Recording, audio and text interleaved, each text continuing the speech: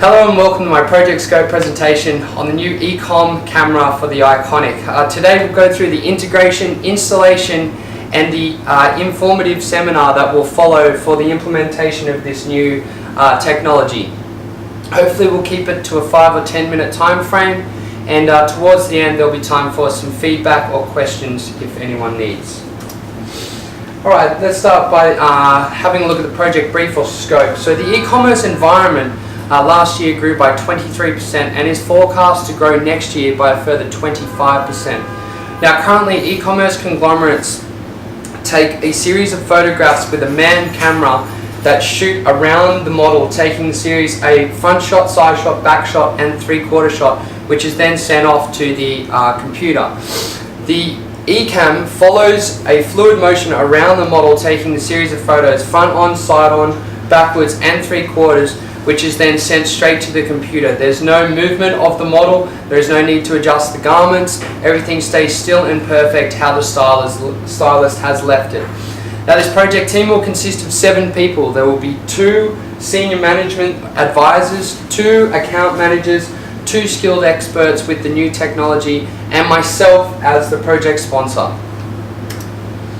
So the need or the problem. Currently, with the manned camera moving around the model, the photos are taking time between each position. We're taking a side shot, a back shot, and then they're fixing the garments, and then we're moving around to the 3/4 shot and side shot.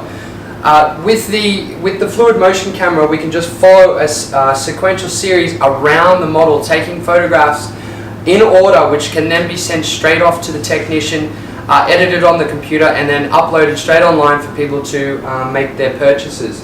This in turn will keep up with the further rising and expanding online shopping experience.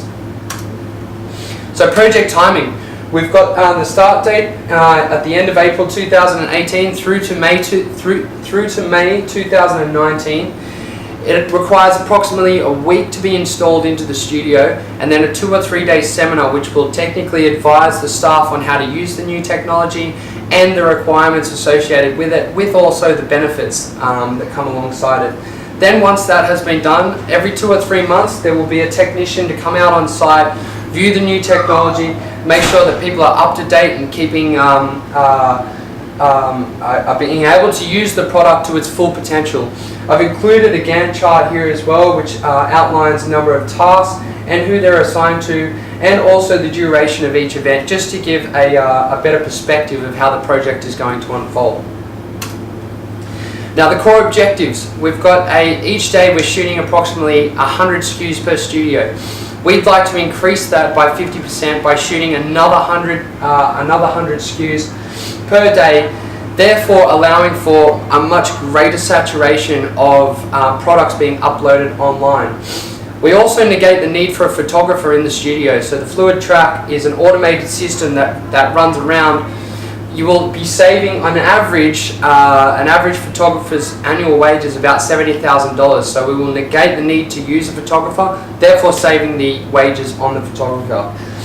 And in turn increasing the turnover and profitability by an expected $500,000 in the first year, and then another $500,000 in the second year. Now the business case, the overall aim is to increase productivity. By including this automated system, it will negate human error and also allow for labour expenses to be cut in half.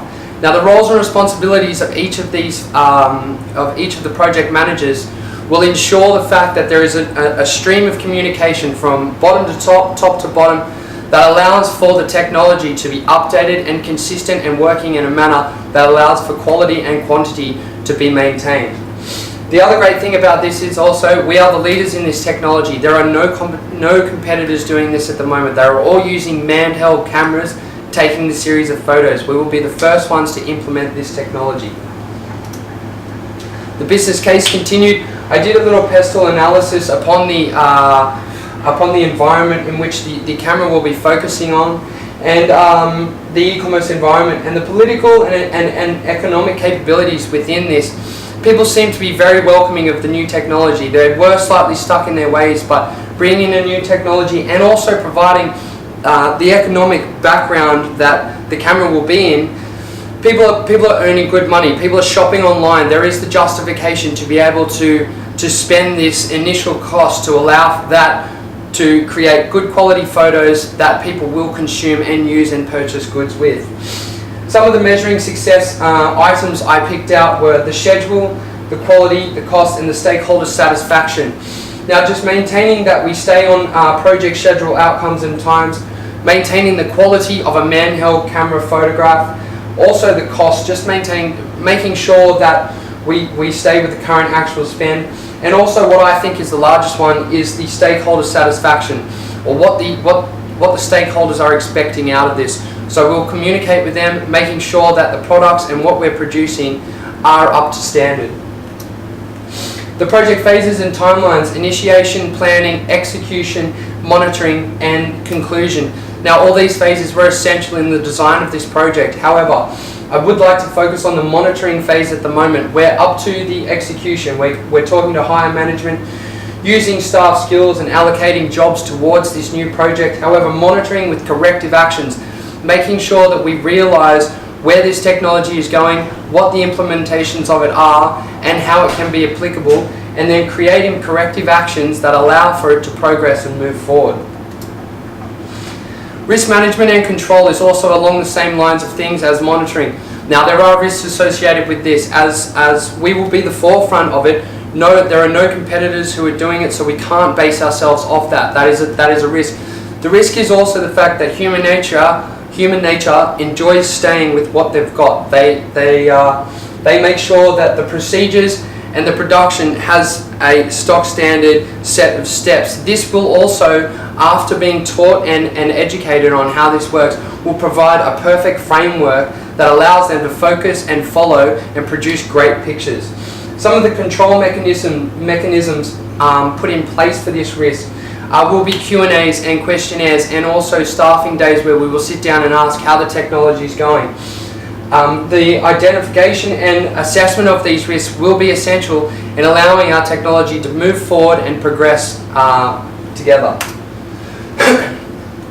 Now, the stakeholder analysis, I've done a little power versus interest plot here. In the far right hand corner with the high power and also high interest, I put the shareholders, lenders, and key advisors. Now, these guys will be communicated with on a daily basis. We'll maintain a very strong relationship with them, making sure that what the motivation of the stakeholders is our top priority. And managing the competing expectations and avoiding these conflicts between the stakeholders. So not every stakeholder will have the exact same expectation, but it is our job as a project group to try and get these together and deliver and implement the stakeholders' expectations. Now, the project outcomes and deliverables, as previously stated: productivity increase, at least a 50% increase on a day-to-day basis of the amount of items shot. This allows for more product to be put up online, therefore enabling consumers to buy and purchase more items. They will go to the single iconic website and be able to buy everything they needed for Christmas, rather than having to shop around looking for each thing. We're also talking about cost savings, so cutting down on wages. We're negating the need of a photographer, therefore saving ourselves that $70,000 average wage per year. We're also upskilling staff. We're providing staff with new and improved information, keeping them on their toes, making sure that they realize that they are at the forefront of this environment, and making sure that they know the outcomes of and what can be maintained or used from this new technology. We're also eliminating human error. We're negating the use of a photographer, and also every quarterly we will reassess the revenue growth on a year-to-year basis. So the next steps are to explain the project plan to the key stakeholders and also discuss the key components. We'll look at creating a project charter, which will be essential. Communicating baseline management plans, including documentation on how variances within the baselines will be tackled and overcome. There will be variances that will come up and there will be problems that will be associated, but through communicating and getting these documentations down pat, we'll be able to progress forward. And this could also be done through the work breakdown structure, being able to make these problems into smaller ideas and then be able to attack them on a more minute basis. In conclusion, the unique selling point driving the marketability of this project is its ability to negate a photographer in each studio. The value proposition provided with such projects are its advantages in cutting labour costs for the company, whilst also focusing on customization specifics, so being able to shoot the garment exactly how Iconic would like to shoot it. Another massive, in order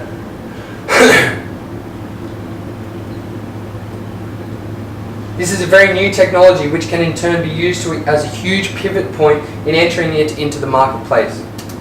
Thank you very much, and I'll take any questions or feedback.